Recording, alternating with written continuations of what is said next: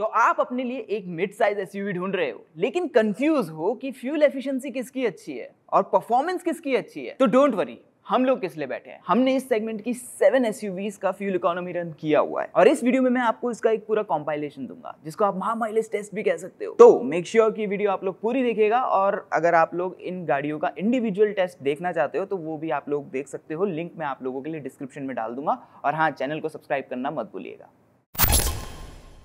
Okay, तो video शुरू करते हैं और बता दूं आप लोगों को कि गाड़ियों को मैंने रैंक किया हुआ है उनकी फ्यूल इकोनॉमी के हिसाब से। तो लिस्ट में सबसे पहली नहीं, एक्चुअली सबसे ज्यादा लीस्ट फ्यूल इकोनॉमिकल कार है अपने सेगमेंट की स्कोडा कोशाक एंड VW टाइगन। तो हमने स्कोडा कोशाक का फ्यूल इकोनॉमी रन किया है और VW का भी आप सेम ही मान सकते हो। कोशाक के एक्स-शोरूम प्राइसेस 10.9 लाख रुपीस से शुरू होकर 17.20 लाख रुपीस तक जाते हैं और वहीं VW टाइगन के एक्स-शोरूम प्राइसेस 11.70 लाख रुपीस से शुरू होकर 18.10 लाख रुपीस के आसपास पे एंड होते हैं। और अपने सेगमेंट की एक लौती ऐसी गाड़ी है जो आपको किसी तरह के नेचुरली एस्पिरेटेड इंजन का ऑप्शन नहीं देती है। इसमें आपको बेसिकली दो ही इंजन के ऑप्शन मिलते हैं, एक है 1 लीटर टर्बोचार्ज और दूसरा है 1.5 लीटर टर्बोचार्ज। और इस वीडियो में हम लोगों का इंटरेस्ट है 1 लीटर टर्बोचार्ज इंजन के ऊपर। तो वो डेवलप करता है लगभग 115 horse power, 178 newton metres of torque और कपल्ड एक 6 स्पीड ऑटोमेटिक या फिर एक 6 स्पीड मैनुअल ट्रांसमिशन के साथ। तो ऑन द पेपर तो ये फिगर्स काफी अच्छे लगते हैं और जब हमने इसका 0 to 100 टेस्ट किया तो हम बिल्कुल भी डिसअपॉइंट नहीं हुए क्योंकि ये 0 to 100 तक एक्सेलरेट हो सकती है 13.16 सेकंड्स के अंदर। साथ में किक डाउन एक्सेलरेशन भी इसकी काफी अच्छी है। लेकिन जब बात आती है फ्यूल इकोनॉमी की तो कंबाइंड इसने हमें फ्यूल एफिशिएंसी दी थी 10.45 किलोमीटर्स पर लीटर की, जिसको फर्दर ब्रेक डाउन करें तो 8.5 किलोमीटर्स पर लीटर की फ्यूल एफिशिएंसी आपको इस सिटी में दे सकती है और 12.4 kpl की फ्यूल एफिशिएंसी आप इससे हाईवे से एक्सपेक्ट कर सकते हो। हालांकि यहाँ पे एक चीज और मेंशन करना चाहूंगा कि ये सभी गाड़ियां मुंबई में टेस्ट हुई है और जो मुंबई का सिटी ट्रैफिक होता है उसको आप काफी हद तक वर्स कह सकते हो कंट्री में। तो इसलिए हो सकता है कि अगर आप ऐसी किसी सिटी में रहते हो जहाँ पे जो ट्रैफिक है वो ज्यादा स्मूथ है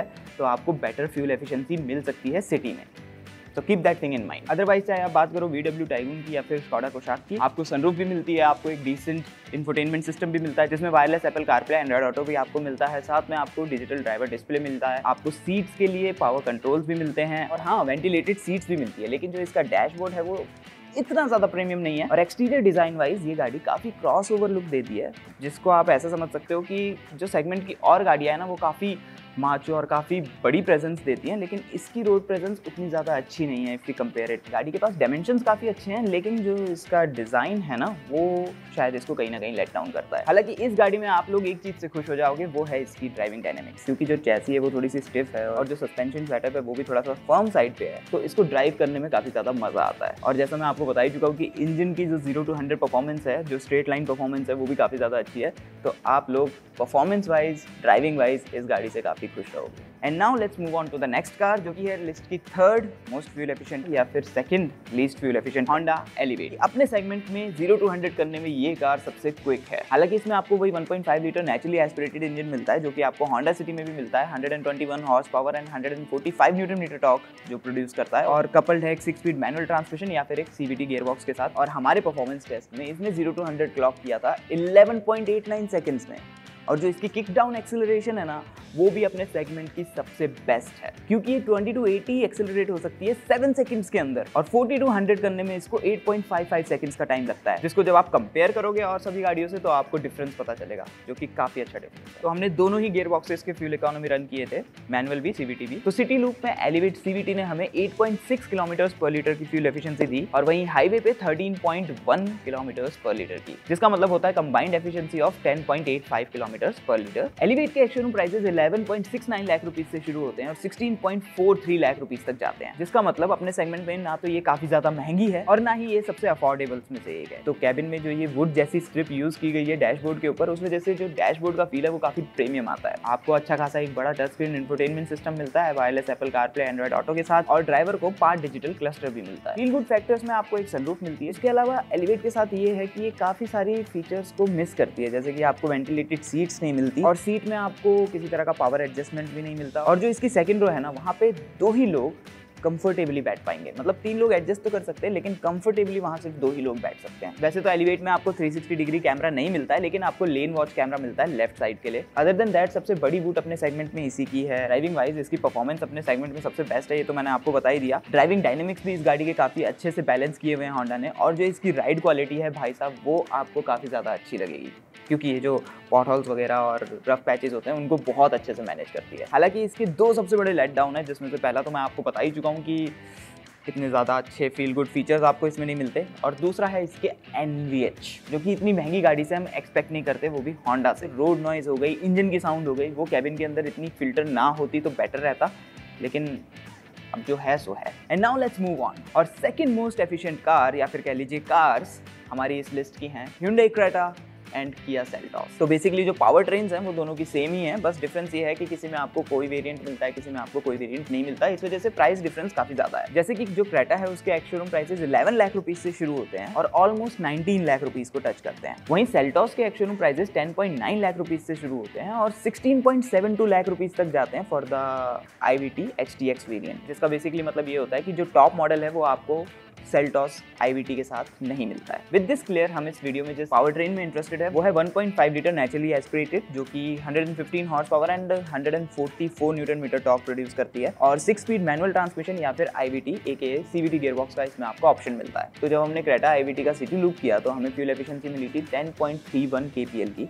वहीं हाईवे पे इसने हमें फ्यूल एफिशिएंसी दी थी 13.78 kPl की, जिसका मतलब होता है कंबाइंड फ्यूल एफिशिएंसी 12.04 kPl की, जो कि काफी डिसेंट फिगर्स हैं। और क्योंकि सेल्टॉस में भी आपको सिमिलर पावर ट्रेन मिलता है तो आप लोग एक्सपेक्ट कर सकते हो कि वो भी आपको similar type of fuel efficiency figures देगी। थोड़ा बहुत 19-20 का फर्क हो सकता है। तो परफॉर्मेंस वाइज ये इस लिस्ट में थर्ड नंबर पे है। फर्स्ट पे एलिवेट, सेकंड पे आपकी VW टाइगून या फिर स्कोडा कोशाक। 0 से 100 क्लॉक करने में इसको 13.73 सेकंड्स का टाइम लगता है और जो किक डाउन एक्सेलरेशन है ना वो भी अपने सेगमेंट के हिसाब से इसकी डिसेंट है। एंड विद दिस क्लियर, इन दोनों ही कोरियन सिबलिंग्स की सबसे बड़ी स्ट्रेंथ ये है कि ये बहुत अच्छे ऑलराउंडर हैं। देखिए इनके जो पावर फिगर्स हैं, जो इनके परफॉर्मेंस फिगर्स हैं वो भी डिसेंट है और जो इनकी फ्यूल एफिशिएंसी है वो भी डिसेंट है। अलोंग साइड दैट जो स्टैंड आउट करते हैं ना वो है इनके फीचर्स के लिस्ट। आपको पैनोरामिक सनरूफ मिलती है, वेंटिलेटेड सीट्स मिलती है फ्रंट की दोनों, ड्राइवर की जो सीट है वो पावर्ड है, आपको ड्यूल जोन क्लाइमेट कंट्रोल मिलता है, फुली डिजिटल ड्राइवर डिस्प्ले मिलता है जिसको आप कस्टमाइज भी कर सकते हो and along side that 360 degree camera मिलता है जिसकी quality one of the best है और लेवल 2 ADAS भी। ओवरऑल आप ये कह सकते हो कि अपने सेगमेंट में ये सबसे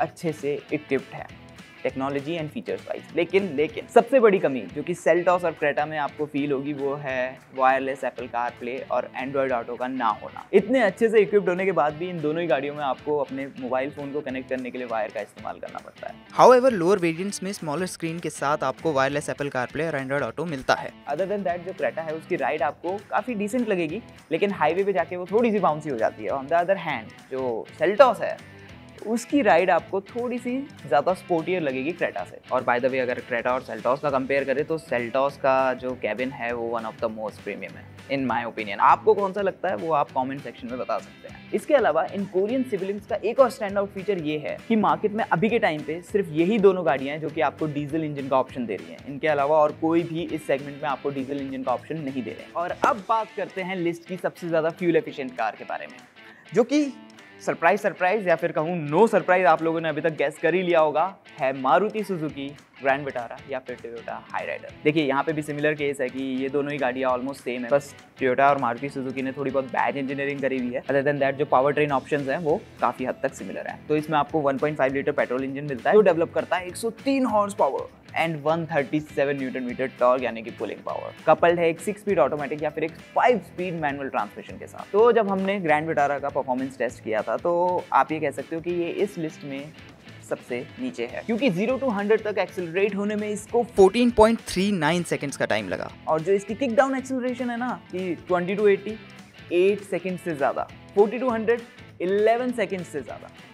तो जो इसके फिगर्स हैं उनको मैं डिसेंट तो नहीं बोल सकता, एवरेज फिर भी आप इसको कह सकते हो। इन शॉर्ट आप ऐसा मान सकते हो कि सिटी में आप अंडर पावर तो फील नहीं करोगे, लेकिन अगर आप ग्रैंड विटारा ड्राइव कर रहे हो या फिर हाईराइडर ड्राइव कर रहे हो और आपके बगल में इस लिस्ट में मौजूद और सभी गाड़ियां हैं तो आप सबसे पीछे रहोगे। ये चीज आप लोग पहले ही एक्सेप्ट कर लीजिए। एनीवे, अब बात करते हैं इस गाड़ी की स्ट्रेंथ के बारे में, जो है इसकी फ्यूल एफिशिएंसी। तो जब हमने इसका सिटी लूप में फ्यूल इकोनॉमी रन किया तो 11.60 किलोमीटर्स पर लीटर की फ्यूल एफिशिएंसी फिगर्स इसने हमें दी है और वहीं हाईवे लूप में 15.30 किलोमीटर्स पर लीटर, जिसका मतलब होता है कि कंबाइंड फ्यूल एफिशिएंसी हुई 13.45 किलोमीटर्स पर litre. As a result of it अपने सेगमेंट में और इस लिस्ट में सबसे ज्यादा फ्यूल एफिशिएंट कार है मारुति सुजुकी ग्रैंड विटारा या फिर टोयोटा हाईराइडर। लेकिन अगेन आपको थोड़ा सा परफॉर्मेंस के साथ कॉम्प्रोमाइज करना पड़ रहा है। और अब अगर बात करें इसके टेक एंड फीचर्स की, इक्विपमेंट, तो देखिए जो डैश है वो यस आपको प्रीमियम फीलिंग तो देता है, लेकिन वो उस लेवल का नहीं है जो कि आपको क्रेटा या फिर सेल्टॉस में मिलता है। ड्राइवर को एनालॉग डायल्स मिलते हैं एक MID के साथ, जो कि काफी आउटडेटेड लगने लगी है और स्पेशली इस सेगमेंट में तो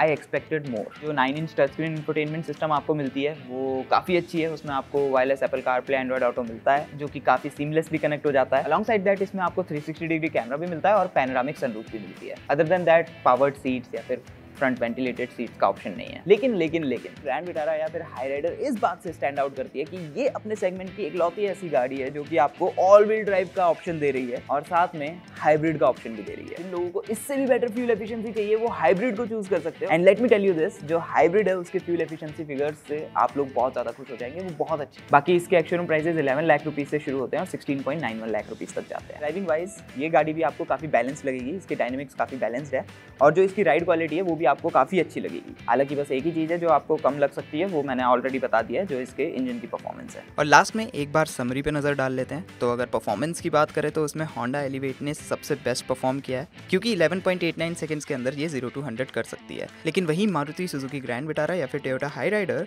0 to 100 करने में 14.39 सेकंड्स का टाइम लेती है, जिस वजह से इस लिस्ट में परफॉर्मेंस के मामले में ये सबसे लास्ट में है। लेकिन अगर हम बात करें फ्यूल एफिशिएंसी की तो वहाँ पे ग्रैंड विटारा सबसे बेस्ट परफॉर्मर है। 13.45 किलोमीटर्स पर लीटर की फ्यूल एफिशिएंसी ये आपको कंबाइन दे सकती है। और वहीं फ्यूल एफिशिएंसी के मामले में VW टाइगून और स्कोडा कुशाक अपने 1 लीटर टर्बो पेट्रोल इंजन के साथ आपको फ्यूल एफिशिएंसी दे सकती है कंबाइंड 10.45 किलोमीटर्स पर लीटर की, जिस वजह से ये इस लिस्ट की लीस्ट एफिशिएंट SUV है। और लास्टली ये है इनके प्राइसेस के कंपैरिजन।